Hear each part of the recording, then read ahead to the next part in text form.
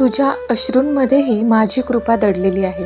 आजचा श्रद्धा जागवणारा संदेश. बाळा, तू मनापासून मला हाक मारतोस ना, त्या प्रत्येक हाकेचा स्पर्श मला होतो.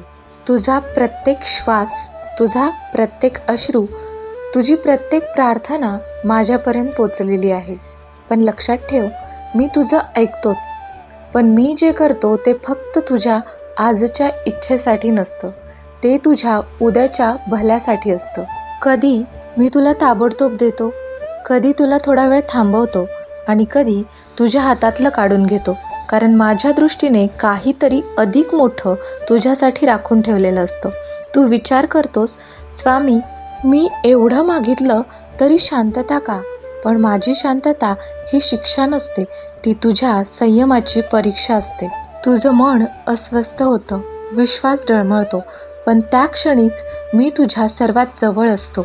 तुझ्या मर्यादित विचारांपलीकडे माझी योजना असते. तुला जे अपयश वाटतं ते माझ्या दृष्टीने वळण असतं.